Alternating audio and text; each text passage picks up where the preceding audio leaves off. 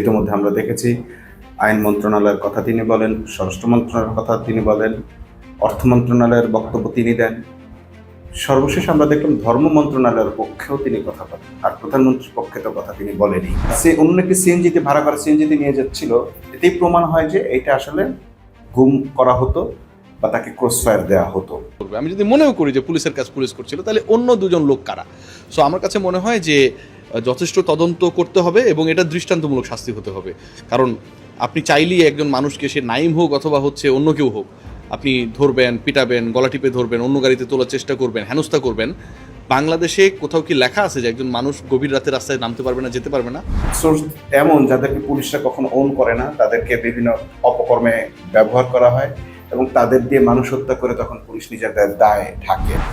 পশুর মতন ব্যবহার করতে, এরকম বাজে বিহেভ আমি জীবনে দেখি নাই। কিন্তু যখন নাঈম হাসান একটু সুযোগ পেলেন তখন তিনি তামিম ইকবালকে ফোন দেন এবং তামিম ইকবাল স্বরাষ্ট্র মন্ত্রণালয়ের সঙ্গে যোগাযোগ করে সবশেষ তাকে উদ্ধারের ব্যবস্থাটা করেন। এই উদ্ধার করার আগ পর্যন্ত তার উপর যারা টর্চার করেছে তাদের প্রত্যেকেরই কম বেশি চেহারা, পোশাক, তাদের আচরণ সবকিছুই নাঈম হাসান বর্ণনা করেছেন, মুখস্থ রেখেছেন এবং তার বাবা এগুলো বর্ণনা করেছে। আজকে মিডিয়া এগুলো নিয়ে তোলপাড়। না, পুলিশে ধরছে ভাই, পুলিশ ধরছে। 100 জন মানুষ মানা করতেছে, তাও উনি মানে উনি মেন্টালি ঠিক থাকে, কেউ করে শুধু টান দিলে আমাদের এটা বেড়ে চলে আসতো। নেশা করছে মনে হয়, উনি তো সেন্সে নাই, ওনাকে কথা বলতেছি শুনতেছে না, সমানে কলা জীবিত রাখছে। তো আমার ফোন নিয়ে নিছে, ফোন রিসিভ করতে দিচ্ছে না, পুলিশে তো অপহরণ করতেছে ধরতে গেলে। আমি গলা জীবিত সিঙ্গিতে কেন ঢুকছে? ওটা না পাঠাইয়া আমি সাসপেন্ড করে দিলাম, এইটা বললে তো হবে না। 1 সপ্তাহ 10 দিনের মধ্যে বিচার করা উচিত। আমাকে কিছুক্ষণ আগে ঢাকা থেকে টেলিফোন করলো একটা এডিসি যে ভাই আমাদের পুলিশের লোক কি করবেন, আপনি তো পুলিশ ফ্রেন্ড, আপনি মাফ করে দেন। কোনো সাধারণ নাগরিককে আপনি গলা চেপে ধরতে পারেন না, আপনি তাকে লাঠি দিয়ে পেটাতে পারেন না। এবং থানায় গিয়ে যখন ওসি তাকে নাইমের কোর্ট, তিনি বলছেন যে ওসি তাকে বলছে যে এই চোখ নামিয়ে কথা বল। স্বরাষ্ট্র মন্ত্রণালয়ের অধীনে আদৌ এরা কিনা সেটাও এখন মানুষ বুঝতে পারছে না, কারণ স্বরাষ্ট্রমন্ত্রী তো সবকিছু বিষয়ে কথা বলেন, কিন্তু তার নিজের অধীনে যে ঘটনাগুলো, যার আইন শৃঙ্খলার যে অবনতি ঘটেছে বাংলাদেশে, আইন শৃঙ্খলার অবস্থার যে নাজেহাল অবস্থা, সেইটা নিয়ে তার কোনো বক্তব্য আমরা পাচ্ছি না। বাংলাদেশের একজন স্মার্ট মন্ত্রী আছেন, তার নাম সালাউদ্দিন আহমেদ। পোশাকে আশাকে তিনি অত্যন্ত মার্জিত, স্মার্ট, কথা বলেন অনেক স্মার্ট, এবং তার সবচেয়ে বড় বৈশিষ্ট্য হলো তিনি সকল মন্ত্রণালয়ের মন্ত্রিত্ব করেন, সকল মন্ত্রণালয়ের পক্ষ থেকেও তিনি কথা বলেন। ইতিমধ্যে আমরা দেখেছি আইন মন্ত্রণালয়ের কথা তিনি বলেন, স্বরাষ্ট্র মন্ত্রণালয়ের কথা তিনি বলেন, অর্থ মন্ত্রণালয়ের বক্তব্য তিনি দেন। সর্বশেষ আমরা দেখলাম ধর্ম মন্ত্রণালয়ের পক্ষেও তিনি কথা বলেন, আর প্রধানমন্ত্রীর পক্ষে তো কথা তিনি বলেনি। তো এই স্মার্ট সবজান্তা মন্ত্রীর নিজের মন্ত্রণালয়ের খবর কি, আজকে আমরা সেটা দেখি। সে মন্ত্রণালয় খুব স্মার্টলি চলতেছে। সেখানে আমরা দেখলাম যে বাংলাদেশের একজন ক্রিকেটার, জাতীয় দলের ক্রিকেটার নাঈম হাসানকে ডিবি পুলিশ গ্রেপ্তার করেছে। তো সেই ক্রিকেটার নাঈম হাসানকে অপহরণ করার চেষ্টা করে, গুম করার চেষ্টা করে পুলিশ, ডিবি পুলিশ পরিচয় তাকে তুলে নিয়ে যাওয়ার চেষ্টা করে।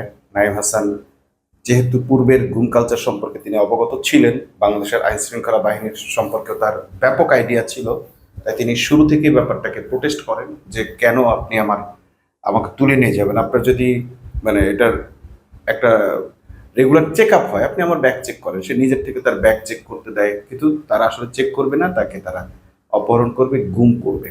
কেন করবে সেটা আমরা এখনো জানি না, কিন্তু তাকে একটা চেষ্টা চালানো হয়েছে এবং এই চেষ্টার সঙ্গে যে পুরো পুলিশ ডিপার্টমেন্ট জড়িত তার প্রমাণ হচ্ছে এই ঘটনাটি ঘটার পর নাঈম হাসান যেটি করেছেন সেটি হচ্ছে যে তিনি প্রোটেকশন নিয়েছেন, সাথে সাথে তিনি চিৎকার চেঁচামেচি করেছেন, লোকজনকে ডেকেছেন এবং সঙ্গে সঙ্গে প্রায় 1-150 মানুষ চলে এসেছে যারা তাকে চেনে এবং তারাই প্রোটেস্ট করেছে, তো জাতীয় দলের ক্রিকেটার, এটা তো অমুক, আপনার কেন তাকে ধরে নিয়ে যাচ্ছেন?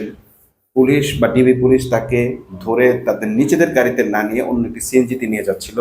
এই যে অন্য একটি সিএনজিতে নিয়ে যাচ্ছিল, এটারও উদ্দেশ্য ছিল কিন্তু ভিন্ন, কারণ পুলিশ যদি পুলিশের গাড়িতে নিয়ে যায় তাহলে তার দায় পুলিশের ঘাড়ে পড়বে, আর যদি অন্য সিএনজিতে নিতে পারে তাহলে পুলিশ যেভাবে অতীতে বলেছে যে না আমরা তাদেরকে ধরি নাই, আমাদের কাছে নেই। গুম করা যত পরিবার পুলিশের কাছে গেছে, পুলিশ অস্বীকার করেছে যে তাদেরকে আটক করা হয়েছে। তো যেহেতু পুলিশ তাদের নিজের গাড়িতে নিয়ে যায়নি, অর্থাৎ সে অন্য একটি সিএনজিতে ভাড়া করা সিএনজিতে নিয়ে যাচ্ছিল, এতেই প্রমাণ হয় যে এটা আসলে গুম করা হতো বা তাকে ক্রসফায়ার দেওয়া হতো। হইতে পারে যে এইটাই সালাউদ্দিন যুগের প্রথম ক্রসফায়ার হতো, কারণ আমরা দেখেছি যে নাঈম হাসানকে যারা আঘাত করেছে, পিটিয়েছে, তাদের মধ্যে সাদা পোশাকের পুলিশ ছিল এবং পুলিশের সোর্স ছিল। এই সোর্স এমন যাদেরকে পুলিশরা কখনো ওন করে না, তাদেরকে বিভিন্ন অপকর্মে ব্যবহার করা হয় এবং তাদের দিয়ে মানুষ হত্যা করে তখন পুলিশ নিজেদের দায় ঢাকে। তো নাঈম হাসানের ক্ষেত্রে সেটি করা হলো, কিন্তু যখন নাঈম হাসান একটু সুযোগ পেলেন তখন তিনি তামিম ইকবালকে ফোন দেন এবং তামিম ইকবাল স্বরাষ্ট্র মন্ত্রণালয়ের সঙ্গে যোগাযোগ করে সবশেষ তাকে উদ্ধারের ব্যবস্থাটা করেন। এই উদ্ধার করার আগ পর্যন্ত তার উপর যারা টর্চার করেছে তাদের প্রত্যেকেরই কম বেশি চেহারা, পোশাক, তাদের আচরণ সবকিছুই নাঈম হাসান বর্ণনা করেছেন, মুখস্থ রেখেছেন এবং তার বাবা এগুলো বর্ণনা করেছে। আজকে মিডিয়া এগুলো নিয়ে তোলপাড়। না পুলিশে বলছে ভাই, 100 জন মানুষ মানা করতেছে, তাও উনি মানে উনি মেন্টালি ঠিক থাকে, কেউ করে শুধু টান দিলে আমাদের এটা বেরিয়ে চলে আসতো।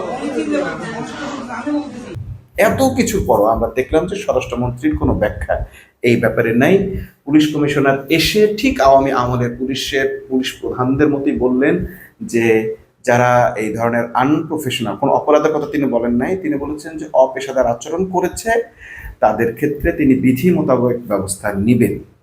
তো 1 নম্বর কথা হচ্ছে, বিধি মোতাবেক ব্যবস্থা আপনি যে নিবেন, আপনার বিধিতে আসলে কি আছে? সে বিধি কি পরিবর্তন করা হয়েছে? গত সরকার যে বিধি রেখে গেছে সে বিধির মোতাবেক তারা মানুষকে যখন তখন গুম করেছে, হত্যা করেছে, পেট কেটে বুড়িগঙ্গায় ভাসিয়ে দিয়েছে এবং সেটা তারা বিধি মোতাবেক করেছে।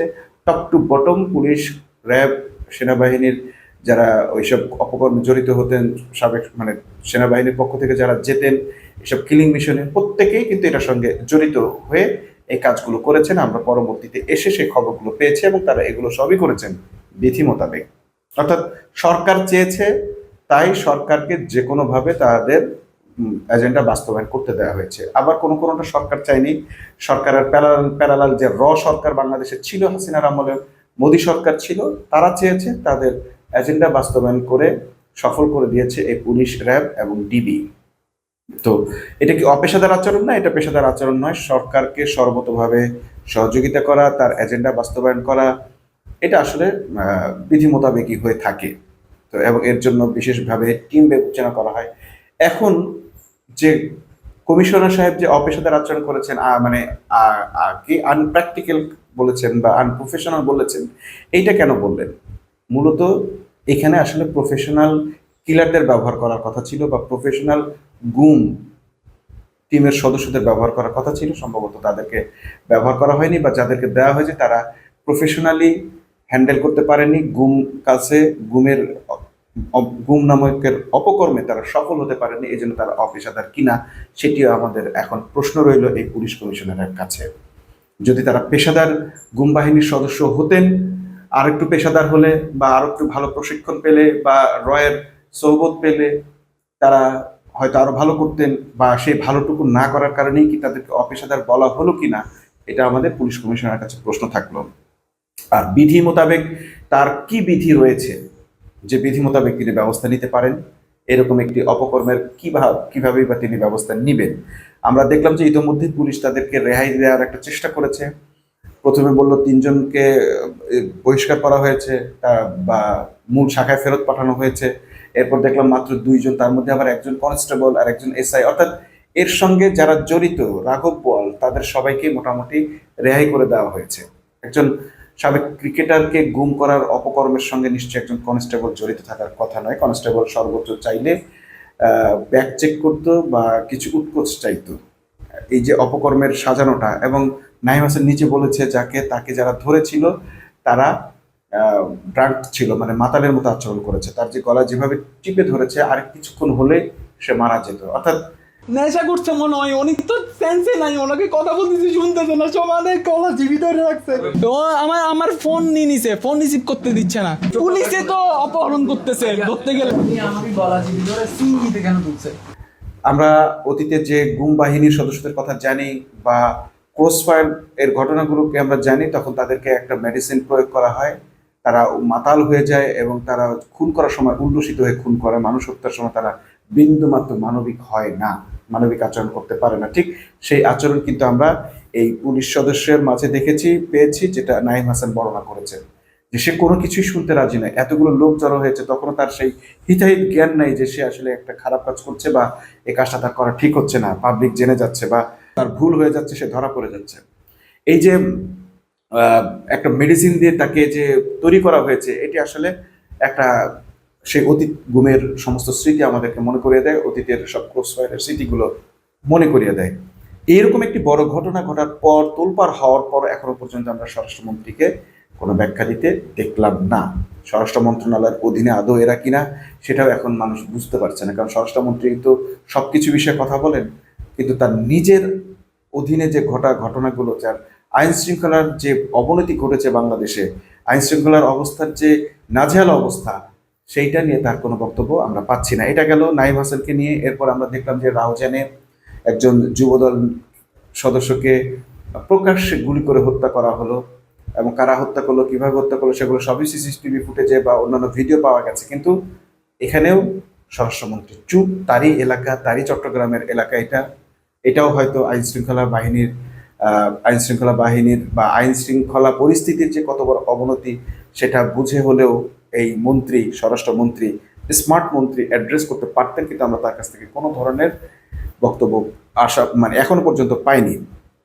এছাড়া আমরা দেখলাম ঢাকার বিভিন্ন স্থানে দিনে দুপুরে ছিনতাই হচ্ছে, এগুলো নিয়ে বড় বড় রাইটাররাও লিখছেন। আনিসুল হকের মতো লেখক, প্রথম আলোর লেখক, তিনি খুব দুঃখ প্রকাশ করে লিখেছেন যে একটা ব্যাগ ছিনতাইয়ের জন্য একজন নারীকে শেষ পর্যন্ত মেরে ফেললো ছিনতাইকারীরা, মানে তার ব্যাগ টান দিয়ে তাকে এমনভাবে ফেলে দিয়েছে যে মাথায় আঘাত পাওয়ার পর সেই নারী মারা গেছেন। এটা নিয়ে খুব দুঃখ প্রকাশ করেছেন আনিসুল হক, কিন্তু তার পুরো পোস্টটাই হয়ে গেছে দুঃখ প্রকাশ। এটা যে আইন শৃঙ্খলার কত বড় অবনতি, সেই বিষয়টা তিনি উল্লেখ করতে ভুলে গেছেন বা ইচ্ছা করেই তিনি করেননি। এরপর আমরা দেখলাম শিশু ইব্রাহিম নামের একটা বাচ্চা ছেলেকে একদম ঘরে ঢোকার মুহূর্তে সিসিটিভিতে দেখা গেছে, ঘরে ঢুকছে সেই মুহূর্ত থেকে সে নিখোঁজ হয়ে গেছে। আজকে 1 মাস। তার একটা চিৎকার শোনা গেছে সিসিটিভিতে, বাবা বাবা বলে সে চিৎকার করছে, কিন্তু তাকে এখনো পুলিশ খুঁজে বের করতে পারেনি। অর্থাৎ আইন শৃঙ্খলা বাহিনীর যে আসলে কি কাজ, আমরা এখনো সেটা বুঝতে পারছি না। এরই পাশাপাশি আমরা দেখলাম নাইম হাসান এবং আরেকটা ঘটনা একসঙ্গে ঘটেছে। শিবিরের কেন্দ্রীয় নেতা জিসানকে অপহরণের একটা গুঞ্জন আমরা শুনেছিলাম, পরবর্তীতে দেখলাম যে পুলিশ উল্টো তাকে বলছে যে সে আত্মগোপনে ছিল এবং পুলিশ তাকে অপহরণ করেনি। কিন্তু এই আত্মগোপনে থাকা ব্যক্তির ওপর আবার দেখলাম পুলিশ মামলাও দিয়ে দিয়েছে, এবং এই মামলাটা তখন প্রস্তুতি নিয়েছিল যখন তাকে অপহরণ করা হয়। অর্থাৎ জিসান অপহরণ, এটা যে পুলিশ করেছে তার প্রমাণ হলো ঠিক একই টাইমে পুলিশ তার বিরুদ্ধে মামলা সাজিয়েছে, এবং ওই সময়টাতে জিসানের বিরুদ্ধে যে মামলা করেছে সে বাদীকেও পুলিশ তার হেফাজতে নিয়ে আটকে রেখেছে, এবং তাকে এখনো পর্যন্ত মিডিয়ার সামনে বা পরিবারের কাছে হস্তান্তর করা হয়নি, এবং তার কোনো বক্তব্য পাওয়া যায়নি, জিসানের কোনো বক্তব্য পাওয়া যায়নি। এদিকে খুবই আত্মমর্যাদাশীল একটি সংগঠন ছাত্র শিবিরের পক্ষ থেকে, যেহেতু জিসানের প্রেমের ব্যাপারে অন্য একজনের সাক্ষ্য পাওয়া গেছে, জিসানের কোনো বক্তব্য ছাড়াই সে মর্যাদাশীল সংগঠনটি এই জিসানকে বহিষ্কার করে পুলিশকে আরো বেশি সহযোগিতা করলেন, যে পুলিশ যে অপহরণ নাটকই হোক বা যেটাই হোক বা সে আত্মগোপনেই থাকুক, সে ব্যাপারটাকে পুলিশ আরো বেশি প্রমাণ করার সুযোগ পেয়ে গেল। এবং আমরা দেখলাম এরপরও কিছু প্রশ্ন তৈরি হয়ে গেল যে ব্যক্তি এখনো পর্যন্ত পুলিশ হেফাজতে রয়েছে, সে মেয়েটি কিভাবে এই মামলা দায়ের করলো। অনেকেই প্রশ্ন তুলছেন বাদী কেন পুলিশ হেফাজতে আছে, এবং এরা দুইজনই ততক্ষণ নেই যতক্ষণ থেকে এই মামলার প্রস্তুতি চলছে। যদি এমন হতো আগে মামলা হয়েছে তারপর জিসান আত্মগোপনে গেছে বা অপহরণ হয়েছে, সেটি ঘটতে পারত, কিন্তু সেটি না হয়ে আমরা দেখলাম জিসানকে যখন থেকে গুম করা হয়েছে বা অপহরণ করা হয়েছে বা যখন থেকে নিখোঁজ, তখন থেকেই মেয়েটিও নিখোঁজ, এবং পুলিশও ওই সময় থেকেই তার বিরুদ্ধে মামলা সাজানো শুরু করেছে। অর্থাৎ পুরো ব্যাপারটাকে আমাদের কাছে এখনো পর্যন্ত নাটক এবং সাজানো, পুলিশের সাজানো একটি ঘটনা, যেটি আমরা মামুনুল হকের ক্ষেত্রে দেখেছি, যে পরিবারকে মামলা করতে বাধ্য করা হয়েছিল। এরপর আমরা যদি দেখি যে স্মার্ট সালাউদ্দিনের আরো কিছু স্মার্টনেসের প্রমাণ, সেটি হচ্ছে সীমান্ত হত্যা এখনো চলছে। একদিকে সীমান্ত হত্যা চলছে মৌলভীবাজারে, যখন সীমান্তে একজন মানুষ হত্যা করে লাশ উপহার দিচ্ছে ভারত, তখন আমরা আবার দেখছি ভারতের হাই কমিশনার বাংলাদেশে এসে প্রেম পীড়িতের কথা বলছেন, দুই দুই মানে ভারত আর বাংলাকে এক করে ফেলার কথা বলছেন, তাদের 140 কোটির সঙ্গে বাংলাদেশের 20 কোটিকে একত্রিত করে ফেলার প্রেমের বাণী শোনাচ্ছেন। অথচ এই প্রেমের বাণীর মধ্যে কিন্তু আমরা দেখতে পাচ্ছি না যে সীমান্তে তারা কোনো প্রেমের বৃষ্টি বর্ষণ করছেন। সীমান্তে তারা গুলি বর্ষণ করছেন, মানুষ হত্যা করছেন প্রতিনিয়ত। এবং সে ব্যাপারেও সালাউদ্দিন বরং বাংলাদেশের মানুষকে দায়ী করছেন। বাংলাদেশের সার্বভৌমত্ব রক্ষা কিংবা বাংলাদেশের মানুষকে রক্ষার ব্যাপারে তার কোনো স্পিচ আমরা এখনো পর্যন্ত পাইনি। এমন একজন স্মার্ট স্বরাষ্ট্রমন্ত্রী, ডেপুটি প্রধানমন্ত্রী বা অর্থমন্ত্রীর প্রক্সি বা ধর্মমন্ত্রীর প্রক্সি বাংলাদেশের অতীতে কখনো পাইনি। এই মন্ত্রী বাংলাদেশের জাতীয়তাবাদী দলকে, বাংলাদেশের জনগণকে কোথায় নিয়ে পৌঁছাবে এখন আমরা এটা জানি না। তবে আমরা এটা মোটামুটি বুঝতে পারছি যে এরকম স্মার্ট প্রধানমন্ত্রীর প্রক্সি বা এরকম স্মার্ট স্বরাষ্ট্রমন্ত্রী বাংলাদেশে খুব বেশি দিন টিকতে পারবেন না। তার কারণ বাংলাদেশের মানুষ অত্যন্ত সেকেলে, তারা একটা জিনিসই বোঝে, তারা বোঝে নিজের অধিকার কিভাবে আদায় করতে হয়। এই বাংলাদেশের মানুষ বারবার রক্ত দিয়ে তার নিজের অধিকার আদায় করেছে। এই ধরনের পোশাকি ভদ্রলোক, এই ধরনের শিলংয়ের ট্রেনিং পাওয়া ভদ্রলোকদেরকে বাংলাদেশের মানুষ অচিরেই আসসালামু আলাইকুম জানাবে এবং স্বরাষ্ট্রমন্ত্রী তার নিজের অপকর্মের ফাঁদে পড়ে জালে ডুবে তার সমস্ত স্মার্টনেস সম্মান হারাবেন। একই সঙ্গে সে তার বিএনপিকে, তারেক রহমানকে শেখ হাসিনার চেয়ে কঠিন পরিণতির দিকে ঠেলে দেবে। আজ আর কোন সতর্কতা নয়। বিএনপি যেভাবে গুম কালচার ফিরিয়ে আনছে, যেভাবে সীমান্ত হত্যাকে আবার জাস্টিফাই করছে, বৈধতা দিচ্ছে, ভারতের সঙ্গে প্রেম প্রীতির খেলা খেলছে, বাংলাদেশের পরিণতি আবার সে আগের মতোই হবে। এই বিএনপি সরকারের পরিণতি আওয়ামী সরকারের মতো হবে, এতে এক বিন্দু সন্দেহ নাই। শুধু দিনক্ষণ সময়টা আমরা বলতে পারছি না, কিন্তু বাংলাদেশ আবার সেদিকে যাচ্ছে। ইতিমধ্যে আমরা দেখলাম বিরোধী প্ল্যাটফর্ম থেকে জনগণকে অভ্যুত্থানের জন্য প্রস্তুত থাকার আহ্বান জানানো হয়েছে। নাহিদ ইসলাম 11 দলের সমাবেশে সরাসরি বলে ফেললেন, সরকার স্বৈরতন্ত্রের দিকে এগোচ্ছে, বাংলাদেশের মানুষকেও অভ্যুত্থানের দিকে আগাতে হবে। আমরা বুঝতে পারছি বাংলাদেশ আবার সেই দিকেই হাঁটছে এবং এই জাতীয় মন্ত্রী, স্বরাষ্ট্রমন্ত্রী, প্রক্সি মন্ত্রী দিয়ে বাংলাদেশের আইন শৃঙ্খলা পরিস্থিতির কোনো উন্নতি সম্ভব নয়। সবাইকে উপলব্ধি করার আহ্বান জানিয়ে আজকের মতো এখানে শেষ করছি। আল্লাহ হাফেজ।